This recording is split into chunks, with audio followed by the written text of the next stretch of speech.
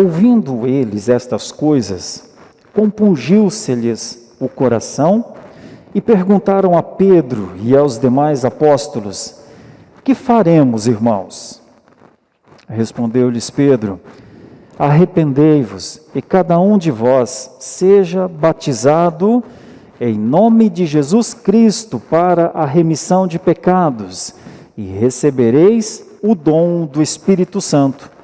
Pois para vós outros é a promessa, para vossos filhos e para todos os que ainda estão longe, isto é, para quantos o Senhor nosso Deus chamar.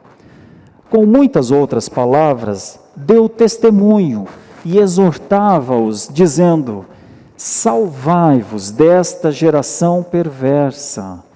Então os que lhe aceitaram a palavra foram batizados, havendo um acréscimo naquele dia de quase 3.000 pessoas.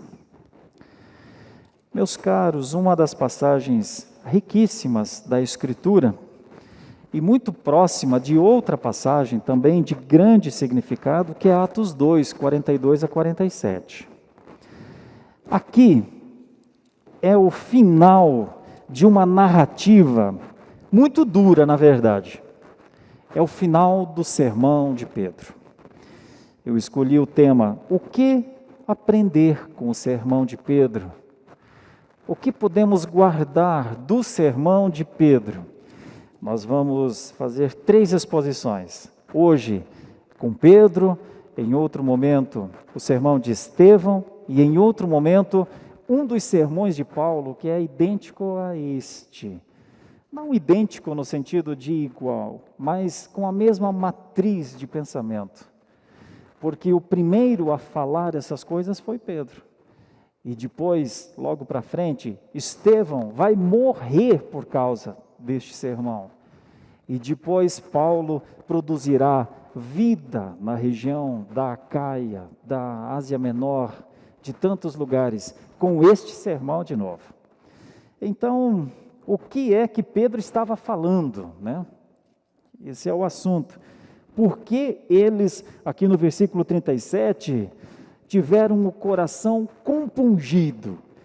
Nós não usamos muito essa palavra, compungir o coração, mas essa palavra na língua original é cortar. Eles tiveram o coração perfurado, é como se fosse assim.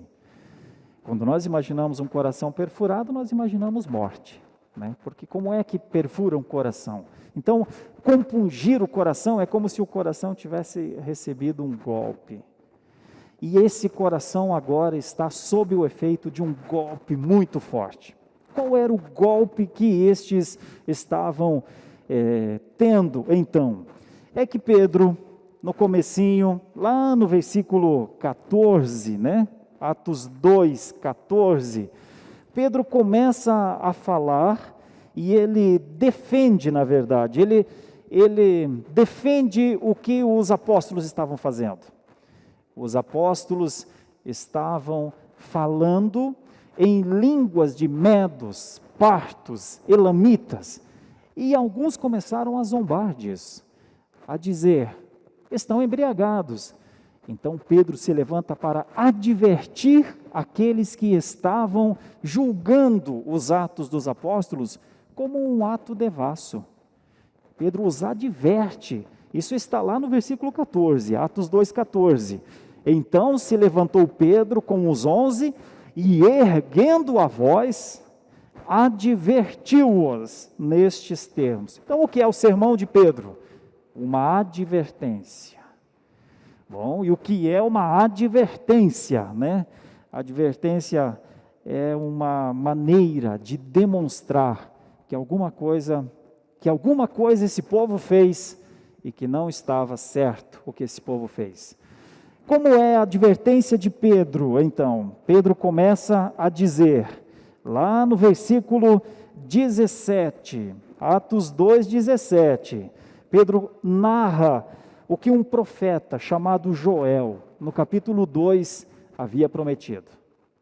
Então ele diz: olha, o que os o que estes homens estão fazendo não é invenção deles. Primeiro, é alguma coisa que vem das Escrituras, porque um profeta já falou que isso aconteceria. Logo depois, Pedro usa um outro grande nome do Antigo Testamento, não um profeta, mas um rei.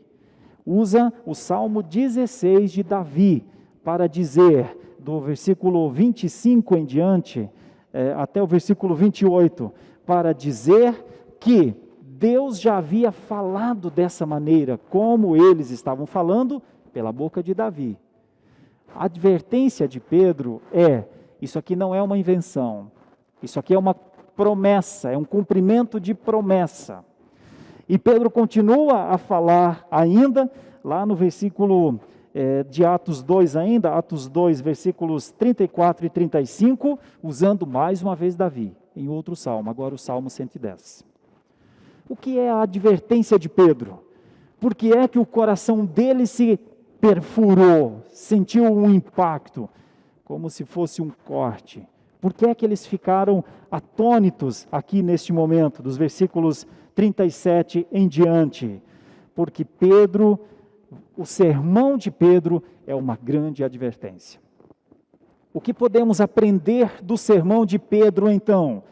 Desta grande advertência de Pedro, eu quero enfatizar 3 coisas. A primeira delas, que a fé vem pelo ouvir. Nós já conhecemos isso de outra passagem muito famosa, Romanos 10, 17. A fé vem pelo ouvir, e ouvir a palavra de Deus. Essa é a primeira coisa.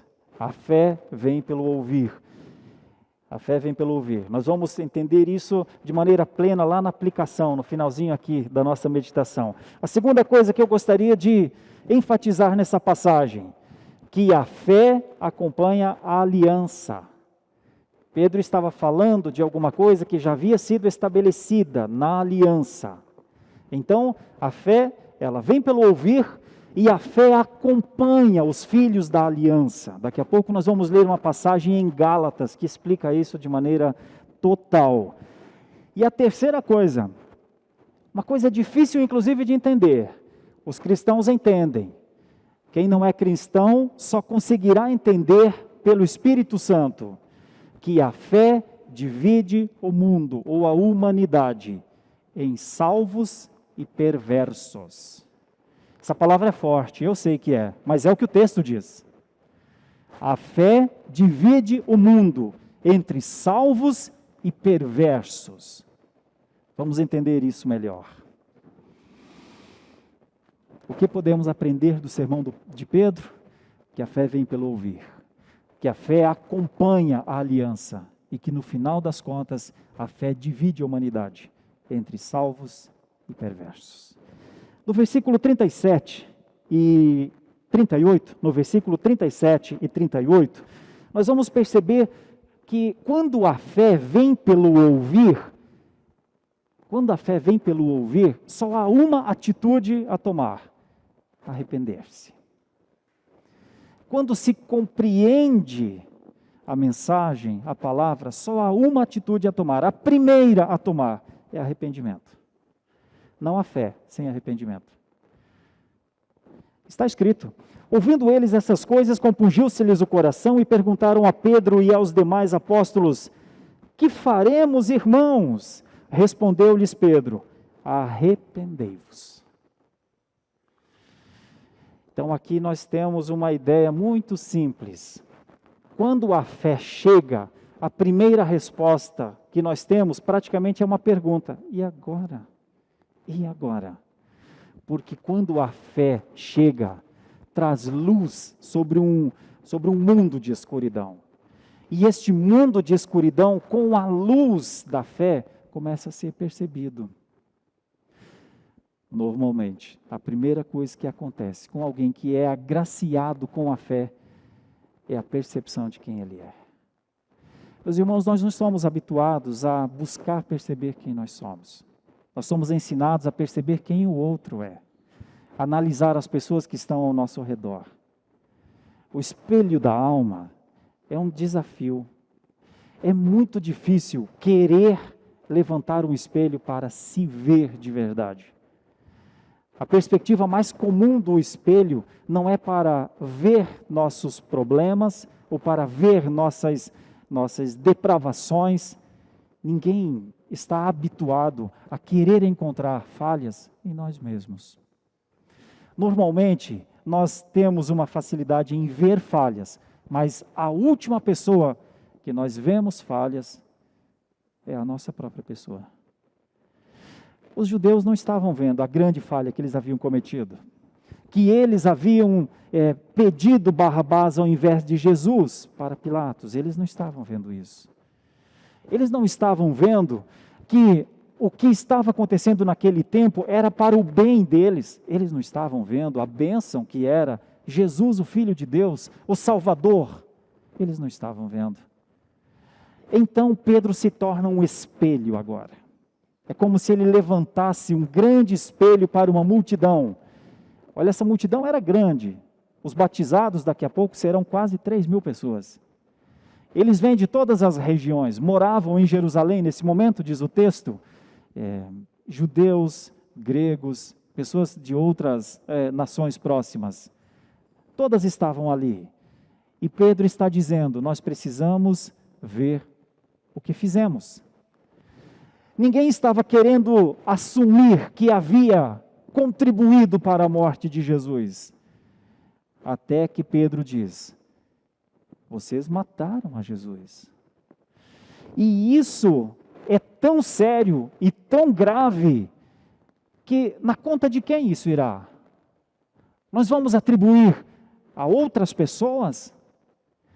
Então, depois de Pedro explicar, advertir, eles só tiveram uma resposta, e foi uma pergunta. E agora? Depois disso, o que é que se pode fazer então? Quando se levanta um espelho contra nós, quando o espelho se torna contra nós, talvez a única pergunta é, o que é que se pode fazer agora? Diante disso que eu estou vendo no espelho. Pedro dá a resposta para eles. Arrependimento. Arrependimento é usado nas Escrituras como não só um sentido, um sentimento. Arrependimento é uma mudança. É como se Pedro dissesse para eles, vou parafrasear da melhor maneira possível, vocês podem ser melhores do que já foram. Vocês podem ter atos melhores do que tiveram. Vocês podem reconhecer Deus de maneira melhor do que já reconheceram. Mudem para melhor. Talvez essa seja a melhor expressão aqui. Mudem para melhor. Eu lhes mostrei o pior. Eu lhes mostrei o pecado. Eu lhes mostrei a dureza de coração. Eu lhes mostrei o desprezo para com o Filho de Deus. Eu lhes mostrei o erro que vocês optaram. Eu lhes mostrei o quanto pode ser má uma geração, o quanto pode ser perversa uma geração. Vocês conhecem uma geração perversa, Pedro dizendo a eles, e vocês a são. Vocês são a geração perversa. Talvez poderia perguntar, haverá ainda uma geração mais perversa do que vocês? A geração que matou o Filho de Deus. É depois dessas coisas que eles se perguntam, e o que é que a gente faz agora então? Por isso a palavra arrependei-vos e seja cada um de vós batizado em nome de Jesus para a remissão dos vossos pecados e então recebereis o dom do Espírito Santo, se torna a água fresca no deserto. Se torna o alimento quando se tem fome, a água quando se tem sede, o braço estendido quando se está caído, a misericórdia quando se mereceria a justiça. Isso é fé que vem pelo ouvir. É quando você percebe que fez o que fez. Eu já conheci alguns castelos. Um dos mais lindos que eu conheci foi na praia de Copacabana, em 2015, quando, no período das Olimpíadas, eu e minha família estivemos lá. Num dia, a gente viu aquele castelo, uma obra de arte maravilhosa, linda, ali na praia. No outro dia, nós passamos lá e ele não estava mais. A água levou. Castelos podem ser muito lindos, mas não podem ser de areia. Algumas pessoas insistem em manter um castelo de areia e chamam isso de vida. A água não pode levar, as muitas águas não podem abafar o amor, disse o homem que escreveu sobre Cânticos de Deus. A vida cristã não pode ser uma coisa construída para as pessoas verem, mas os fenômenos simples da vida a derrubar. Pedro derrubou um castelo aqui. Parecia muito lindo e muito forte. Mas quando Pedro pregou o sermão, da forma como pregou, fez estas pessoas pensarem na miserabilidade das suas vidas. Isso é muito atual. Ainda hoje, castelos de areia são levantados. As pessoas pensam que são sólidos, mas as águas batem e derrubam. A fé fortalece o interior do homem. A fé no Senhor Jesus Cristo. Fé em nós mesmos é castelo de areia. Fé no nosso braço forte é castelo de areia. Fé no acaso, nas circunstâncias, é castelo de areia. Fé no ciclo natural da vida, vou vivendo e vou ver o que dá, é castelo de areia. Arrependimento não é castelo de areia. Talvez seja por isso que seja tão difícil arrepender-se. Segunda ideia, se a fé vem pelo ouvir, a fé acompanha a aliança. Isso está no versículo 39. Pois para vós outros é a promessa, para vossos filhos e para todos os que ainda estão longe, isto é, para quantos o Senhor nosso Deus falar. Ou seja, a remissão de pecados é alguma coisa que Deus já está fazendo desde o Antigo Testamento. Desde o momento em que Deus, conversando com Abraão, disse: eu serei o vosso Deus, e vocês serão para mim filhos. Isso está em Gênesis 17, versículo 7. Isso vai percorrer as gerações. Todas as gerações conheceram a graça de Deus, o perdão de Deus, a remissão de pecados, ainda que no sistema sacrificial do Antigo Testamento, que o sumo sacerdote tinha de entrar lá no Santo dos Santos, uma vez por ano, fazer a expiação pelos seus próprios pecados, pelos pecados de todo o povo, e então no outro ano precisaria voltar e fazer tudo aquilo de novo, mas Deus produziu nas gerações uma solução para o problema humano, a solução para o maior dos problemas humanos, os nossos pecados. Isso está aqui, ainda no versículo 38, a remissão de pecados. Só que agora, está escrito aqui no versículo 39, para vós outros é a promessa. Aqui a ideia é de que agora se resolveu. Aquilo que antes era era uma maneira de ir resolvendo o problema para o momento, agora é uma resolução total. Ou seja, Jesus Cristo, o sumo sacerdote, o único necessário que entrou de uma vez por todas para expiar todos os pecados. Isso quer dizer que a fé acompanhou gerações, irmãos. Isso quer dizer que nós não somos melhores do que os nossos irmãos do Antigo Testamento. Eles tiveram seus pecados redimidos porque creram num Cristo que viria no futuro, o Messias. E nós cremos naquele que a palavra nos conta, que já veio. Então, o grande povo de Deus é o povo da aliança. E esta aliança está caminhando, meus irmãos, está passando agora de nós para os nossos filhos. Eu fiquei emocionado sozinho no meu lugar quando eu estava estudando essa passagem e pensei nos meus filhos. Eu sempre vejo irmãos com filhos na igreja. Os filhos não são só pessoas que estão do nosso lado, vivas, esperando crescer. Os filhos são a glória de Deus, que passa de geração em geração.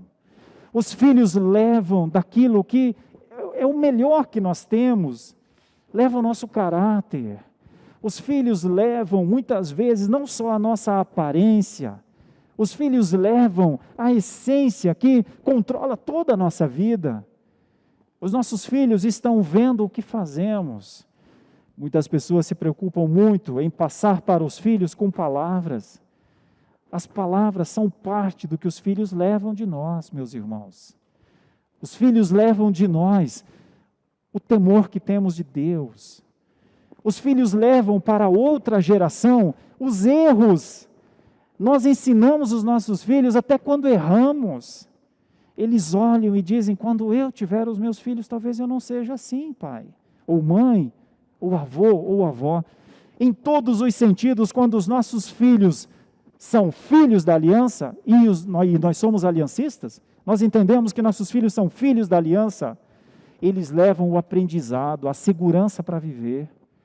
Quando nós conseguimos passar para os nossos filhos que nós somos pecadores, mas perdoados, que nós somos pecadores, mas que o nosso Deus teve misericórdia de nós, eles também vão confiar em Deus, que Deus terá misericórdia deles, porque nossos filhos precisam da mesma misericórdia de Deus como nós precisamos. Percebe o que é que Pedro estava dizendo? Eles eram a geração mais perversa. E Pedro estava dizendo que os filhos deles poderiam ser abençoados, que os filhos deles poderiam aprender com os erros deles. Isso era Deus, isso é Deus. Não um Deus punitivo, mas um Deus que quando foi punir, puniu o seu próprio filho, por amor a eles.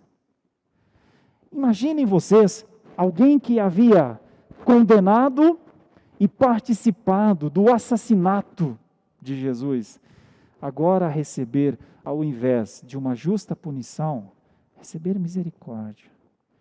Isso é Deus. O que a gente pode aprender com o sermão de Pedro? É que isso é Deus. Este é Deus. Este é Deus que coloca fé no coração, para mesmo quando a pessoa sabe que errou, ter uma saída. Uma das coisas mais difíceis para alguém que erra é quando lhe é tirada qualquer possibilidade de fugir.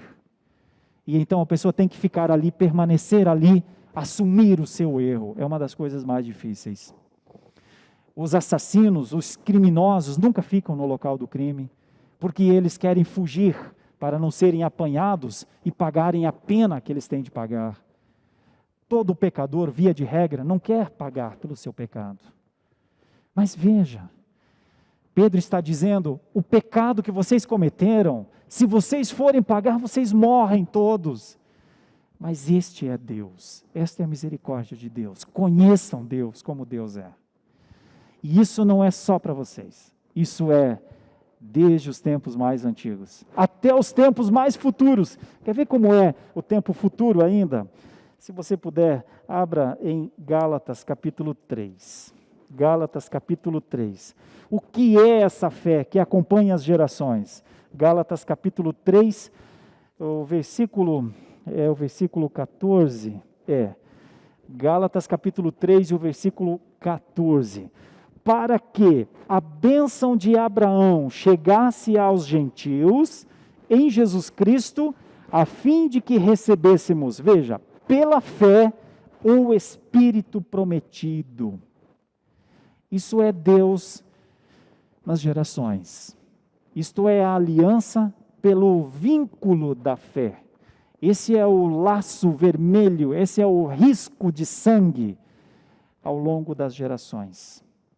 A bênção de Abraão, que foi justificado por fé, não era só para Abraão, era para Isaque, para Jacó, para as 12 tribos de Judá, era para os príncipes de Israel, era para o rei de Israel, os reis de Israel, os sacerdotes de Israel, os profetas de Israel, o povo de Israel. Isso é aliança. Isso é a promessa, isso é Jesus, o Filho de Deus. Então, o que se pode aprender com o sermão de Pedro? Que fé vem pelo ouvir mesmo, e ouvir da palavra de Deus, e que fé acompanha a aliança. Nós somos herdeiros dessa aliança, nossos filhos são herdeiros da aliança. Terceira ideia, a fé divide a humanidade entre salvos e perversos. A fé. Não é a igreja, não são os juízos, não são os gostos, é a fé. Está escrito no versículo 40 para frente, Com muitas outras palavras, deu testemunho e exortava-os, dizendo: salvai-vos desta geração perversa. Então os que lhe aceitaram a palavra foram batizados, havendo um acréscimo naquele dia de quase 3.000 pessoas. Meus caros irmãos, tem duas coisas aqui que são muito importantes no testemunho de Pedro, no sermão de Pedro. É que ele, diz a palavra aqui, deu testemunho e exortava. O testemunho, a palavra testemunho é uma palavra diferente um pouco da... Hoje, a semântica diminuiu a ideia de testemunho, né? Mas testemunho, vou usar um paralelo antagônico aqui para explicar melhor. Testemunho é diferente do que Pedro fez quando negou a Cristo. Quando Pedro negou a Cristo por 3 vezes, ele não deu o testemunho, porque o testemunho implicava perder até a própria vida. Essa é a ideia, martiria, martirel, é a ideia de passar por martírio. Testemunho não é só falar de Jesus, testemunho é morrer por ele. E num determinado momento, Pedro não conseguiu isso. Só que diz a palavra que houve um momento em que ele conseguiu fazer isso. Ele propriamente não morreu aqui, mas o seu amigo Estevão, logo depois, morreu. Isso é testemunho. Testemunho é quando diz, olha, digo e reafirmo assassinos. Isso é testemunho. Digo e reafirmo geração perversa. Isso é testemunho. E ele o disse diante de milhares de pessoas agora. Antes, ele não conseguiu dizer diante de um círculo de pessoas. Diante de uma funcionária, ele não conseguiu dizer. Agora ele diz, digo e afirmo. Percebe o que é um testemunho? Então, testemunho não é só dizer eu sou cristão. Testemunho é morrer por ser cristão. Como os nossos primeiros irmãos do período apostólico morreram por serem cristãos. Como o autor aos Hebreus diz, muitos foram cerrados pelo meio, muitas mães perderam seus filhos. Isso é testemunho. Como os valdenses, fugindo do catolicismo romano, no século XI, século XI, século XII, perderam seus filhos enquanto fugiam para as 7 colinas da Itália. Isso é testemunho. Testemunho é como os nossos irmãos franceses, na noite de São Bartolomeu, em Paris, viam o sangue dos seus filhos correndo pelas ruas. Isso é testemunho. Por isso, muitas vezes nós nos perguntamos se o que fazemos é dar testemunho. É uma pergunta justa. Talvez não precisemos dar esse tipo de testemunho, mas uma coisa é fundamental na fé: estar pronto para esse testemunho. Por isso a fé divide salvos e perversos. Os perversos jamais darão esse testemunho, os perversos fugirão. Mas Pedro está dizendo, vocês têm agora a oportunidade de serem salvos dessa geração perversa. A geração perversa não dará testemunho. Por isso, esse testemunho de Pedro vinha acompanhado de uma exortação. Está escrito aqui, ele deu testemunho e exortava-os. A exortação é apresentar um caminho, né? A exortação é quando você percebe um ato muito complicado, muito difícil, e você com amor consegue dizer, mas você pode sair dessa situação. E o caminho é esse daqui. Então, o que é que isso gerou? Isso gerou a salvação. Porque veja o número de pessoas que aceitaram a palavra e foram batizados. A palavra batizado está aqui e está antes um pouco também, né, no versículo 38. Pedro colhe o que não plantou. Pedro colhe uma igreja de quase 3.000 batizados, porque o Espírito, pela fé, salvou.